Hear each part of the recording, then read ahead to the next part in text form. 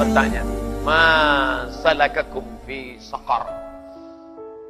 Ma salakakum fi saqar? Mengapa kamu masuk dalam neraka saqar? Apa jawab mereka? Lam naku minal musallin. Kami tidak sembahyang.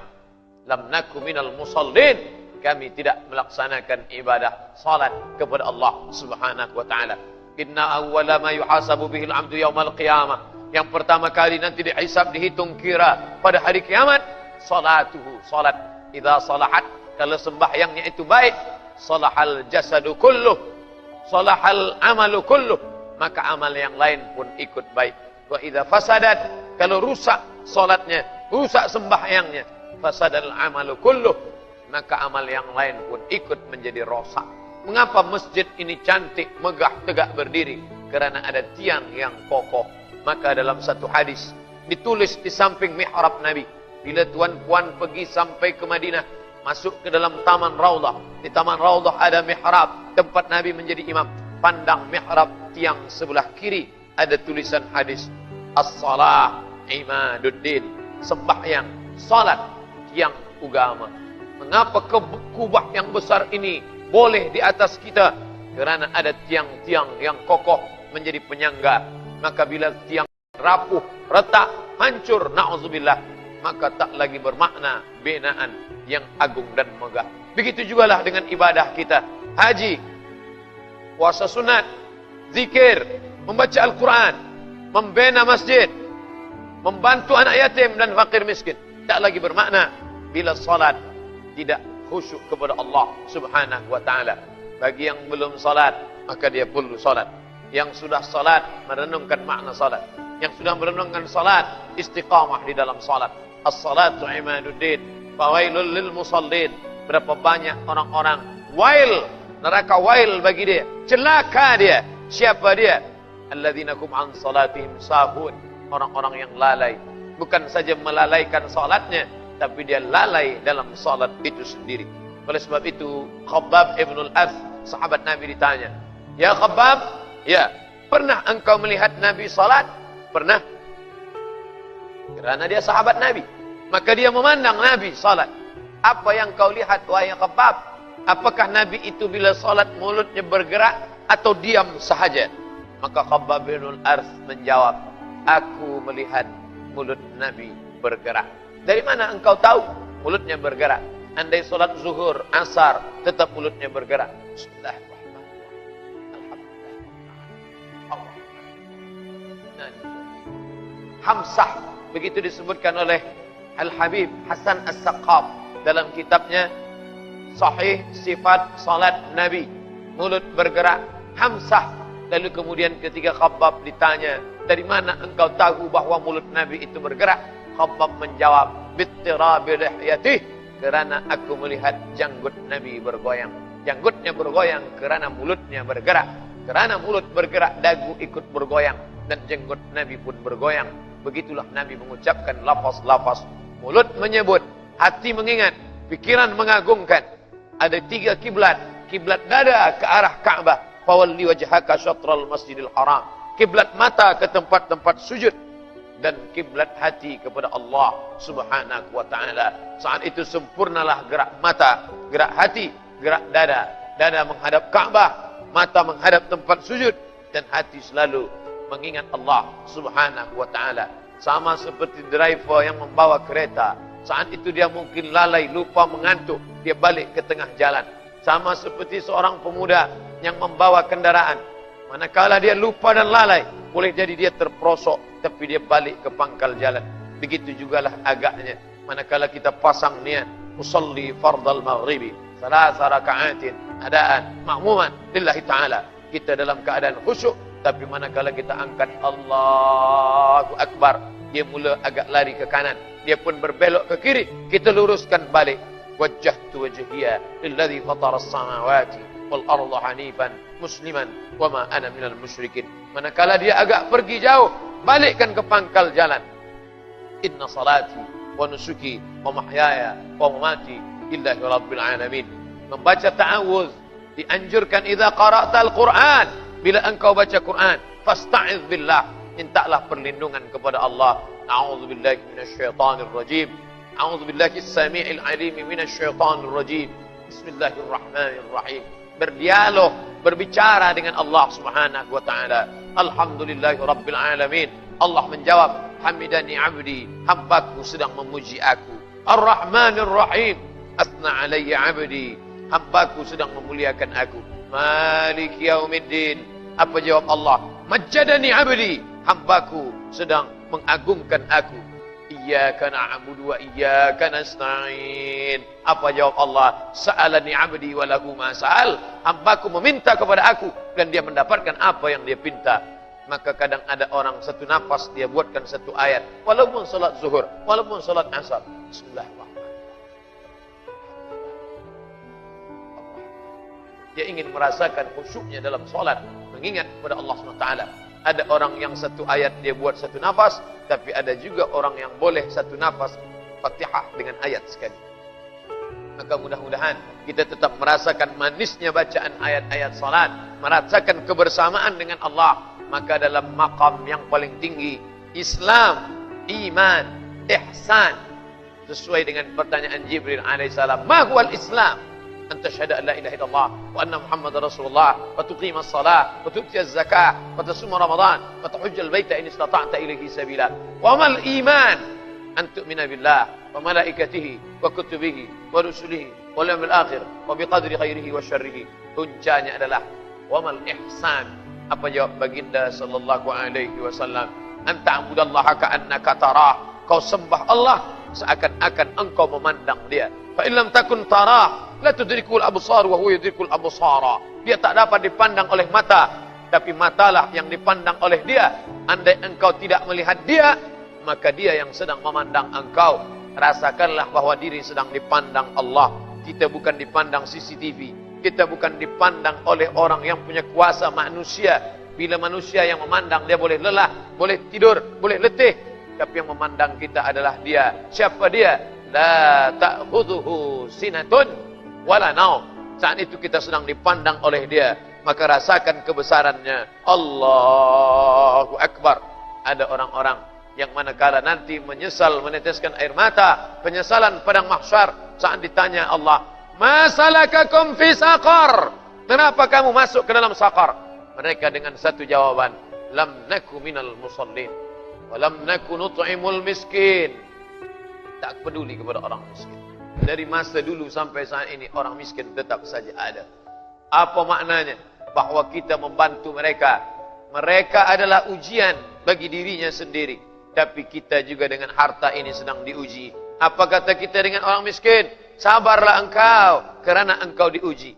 Orang miskin berkata dan menjawab, aku sabar dengan kemiskinanku, aku sudah berusaha, tapi engkau juga sedang diuji dengan harta yang ada padamu.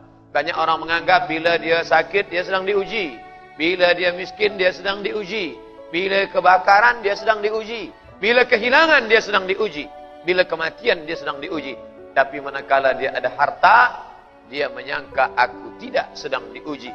Padahal dalam Al-Quran, lebih dulu ujian harta daripada ujian nyawa. وَبَلَوْنَاهُمْ بِالْحَسَنَاتِ. Kami uji mereka dengan yang baik-baik. Kuasa, ujian. Harta, ujian. Kemasyhuran, ujian. Banyak orang yang lulus diuji dengan kemiskinan, tapi dia gagal manakala diuji dengan kekayaan. Banyak orang yang berhasil diuji dengan kefakiran, tapi tak banyak yang berhasil diuji dengan kemasyhuran. Datanglah tamak, datanglah loba, datanglah marah, datanglah angkuh, datanglah sombong. La yadkhulul jannah, tak masuk surga. Man kana fi qalbihi, siapa yang dalam hatinya mithqala habatin min khardalin min kibrin, ada sombong walaupun sebesar biji sawi. Muslimin muslimat yang dimuliakan Allah Subhanahu wa taala. Maka selanjutnya Allah berkata, menceritakan tentang mereka yang menyesal. Apa kata mereka? Lam naku minal musallin wa lam naku nut'imul miskin wa kunna nakhudhu ma'al qaidin. Kami duduk bersama-sama dengan orang yang melakukan kesia-siaan.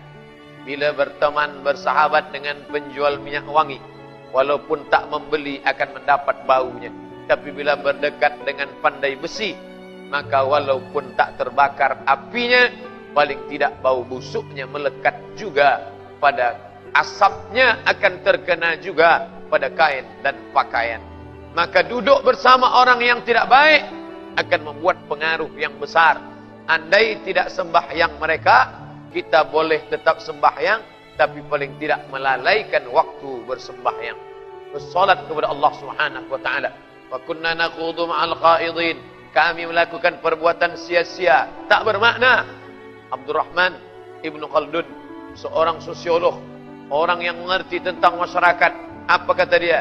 Ar-ra'iyah ala dini mulukihim. Rakyat akan mengikut agama raja-raja mereka.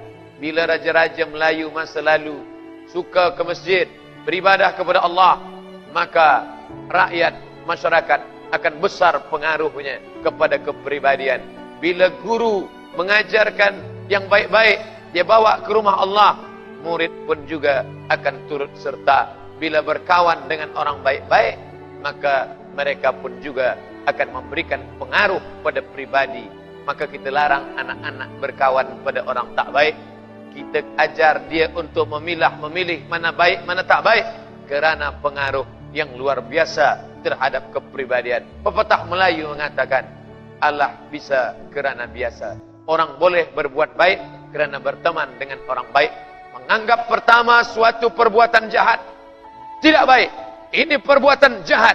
Tapi manakala dia tiap hari pandang, dia tiap hari tengok, dia yang kata yang tak baik menjadi biasa-biasa saja, dan lama-kelamaan dia pula melakukan perbuatan yang tak baik. Maka dihindarkan.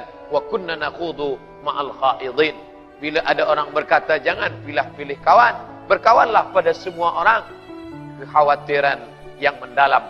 Ada orang memancing menangkap ikan, tapi ada juga sebahagian orang tukang pancing dilarikan ikan, kerana ikan yang terlalu besar tak dapat kita mengendalikannya. Maka Nabi mengajarkan, man ra'a minkum mungkaran, bila kau pandang orang berbuat mungkar, falyughayyirhu biyadihi, robah dengan tangan.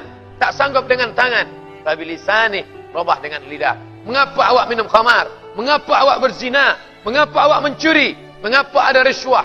Bila tak sanggup dengan lidah, fabiqalbih, dengan hati. Apa makna dengan hati? Tinggalkan dia jauh-jauh, jangan dekati. Kerana bila kita dekat, kita akan terpengaruh, dan kita tetap akan ditanya di hadapan Allah. Kamu bersahabat baik dengan dia, apa yang pernah kamu lakukan? Boleh kamu mengatakan ini hak, ini batil? Boleh kamu mengatakan wa tawasaw bil haq wa tawasaw bis sabr? Bila tidak, maka kita hanyalah seekor setan yang bisu kerana melihat kebatilan dan diam bersama kebatilan. As-sakitu 'anil haq, orang yang diam melihat kebatilan. Syaitan akhras, setan yang bisu. Begitu kata Abu Ali Ad-Daqqaq yang ditulis oleh Imam An-Nawawi dari kalangan mazhab Syafi'i. Bila malam ini kita masih sempat bermuzakarah, membacakan ayat-ayat Allah Subhanahu wa taala, saling ingat mengingatkan.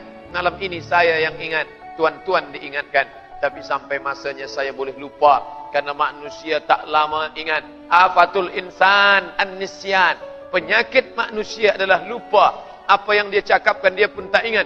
Tapi saya tidak akan bersedih hati manakala saya lupa ada jamaah yang boleh ingatkan saya.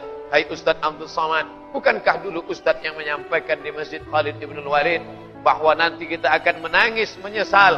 Pertama, kerana tidak bersedekah. Kedua, kerana masuk ke dalam neraka sakar sebab melalaikan salat. Yang ketiga, kerana tiada peduli kepada fakir miskin. Yang keempat, kerana bersama dengan orang-orang yang zalim. Maka oleh sebab itu, manakala ada orang ulama besar bernama Imam Sufyan Ats-Tsauri, Imam Malik bin Anas duduk di kota Al-Madinah Al-Munawwarah. Sedangkan Imam Sufyan Ats-Tsauri, dia jauh, dia duduk di Kufah, Irak. Suatu ketika berkirim suratlah sultan kepada Sufyan Ats-Tsauri. Wahai Imam Sufyan Ats-Tsauri, datanglah ke istana. Tapi Sufyan Ats-Tsauri menolak undangan itu dengan kata-kata yang baik. Berkali-kali datang, dia tetap tidak juga mau menghadiri jemputan itu. Sampai pada akhirnya bertemulah antara Khalifah Abu Ja'far Al-Mansur yang menjemput sahabat, yang menjemput seorang ulama yang masyhur ini di samping Ka'bah, manakala mereka sama-sama melaksanakan tawaf. Subhanallah walhamdulillah wa la ilaha illallah wallahu akbar. Subhanallah walhamdulillah wa la ilaha illallah wallahu akbar. Lalu bertanyalah Khalifah Abu Ja'far Al-Mansur kepada Imam Sufyan Ats-Tsauri, "Ya Sufyan Ats-Tsauri, ya, mengapa engkau tidak pernah mahu datang padahal aku sudah berkali-kali menjemput engkau?" Imam Sufyan Ats-Tsauri tidak menjawab. Ia hanya membacakan ayat Allah, "A'udzubillahi minasyaitonirrajim, wa la tarkanu ilal ladzina zalamu fatamassakumun nar." Janganlah dekat-dekat dengan orang zalim, andai kau tidak masuk ke dalam neraka, paling tidak engkau terkena jilatan ujung api dari neraka. Sadarlah Abu Ja'far Al-Mansur bahawa lidah ulama itu adalah teguran yang disampaikan dari Allah. Dialah yang menyampaikannya tanpa ada rasa takut dan cemas. Itulah sifat daripada ulama. Apa kata Allah dalam Al-Quran? Ala inna awliya Allah. Ketahuilah bahawa wali-wali Allah itu. Siapa wali Allah itu? Apakah yang berjalan di atas air? Apakah terbang di atas awan? Idza ra'aitar rajul, bila kau pandang ada orang yatiru yamshi 'alal ma', berjalan di atas air, yatiru fil hawa, terbang di atas awan, jangan kau pandang pada itu, kerana setan pun, iblis pun mampu terbang di atas awan, berjalan di atas air. Tapi pandanglah pada istiqamahnya menjalankan agama Allah, pada takutnya melanggar yang dimurkai Allah, pada salat jamaahnya ke masjid Baitullah. Maka saat itu ada ulama yang takut kepada Allah. Itulah sifat yang disebutkan Allah dalam Al-Quran. Innama yakhshallah, yang takut kepada Allah min ibadihi, di antara hambanya, al-ulama, para ulama. Ulama bukan orang yang banyak ilmunya. Ulama bukan yang pandai bertutur kata. Ulama bukan yang membacakan ayat dan hadis sahaja, walaupun itu sifat daripada ulama. Tapi jauh daripada itu adalah yakhshallah, takut kepada Allah Subhanahu wa ta'ala.